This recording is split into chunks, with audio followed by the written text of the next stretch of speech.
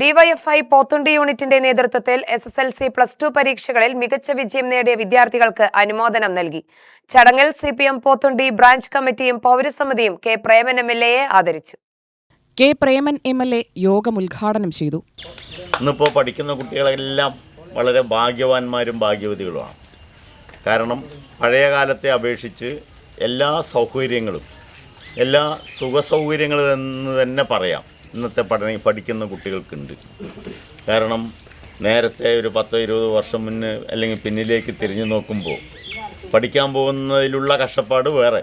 പിന്നെ അന്ന് ഇതുപോലെ SSLCക്ക് 100% വിജയമൊന്നുമില്ല. അന്നാകെ വിജയിക്കുക എന്ന് പറയുന്നത് 20-25% അല്ലേ? അപ്പോൾ 75% തോൽക്കും, ആകെ 25% ജയിക്കുകയുള്ളൂ. അപ്പോൾ SSLC എന്ന കടമ്പിൽ തട്ടി മഹാഭൂരിപക്ഷവും ജീവിതത്തിൽ പഠനം ഉപേക്ഷിച്ച് പോകുന്നവരാണ് നിങ്ങളുടെ എല്ലാം രക്ഷിതാക്കൾ.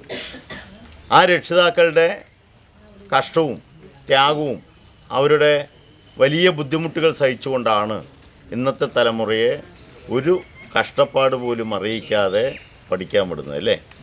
അതുകൊണ്ട് ഇന്ന് 100% വിജയമുണ്ട്. പിന്നെ കുട്ടികളും മിടുക്കന്മാരും മിടുക്കികളുമാണ്. കാരണം ആധുനിക സൗകര്യങ്ങൾ ഇന്ന് ധാരാളം നമ്മുടെ വീടുകളിൽ ഉൾപ്പെടെ എത്തി. ഇന്നിപ്പോൾ എല്ലാവരുടെയും കുട്ടികളുടെ ഉൾപ്പെടെ കയ്യിൽ ഫോൺ കൊടുത്താൽ എങ്ങനെ ഉപയോഗിക്കണം, ഏത് ആപ്ലിക്കേഷൻ എടുക്കണമെന്ന് അറിയും.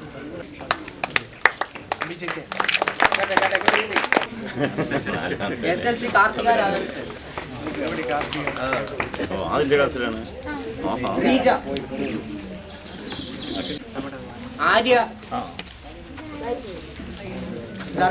അഭിനന്ദനങ്ങൾ.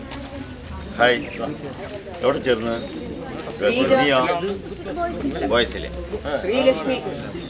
പൗരസമിതി ഭാരവാഹി ജയൻ അധ്യക്ഷനായി.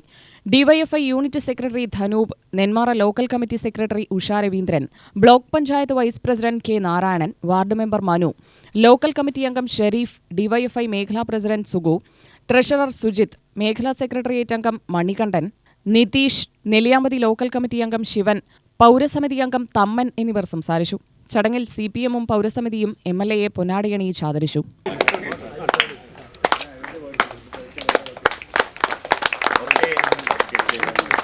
UTV news, Palakkad.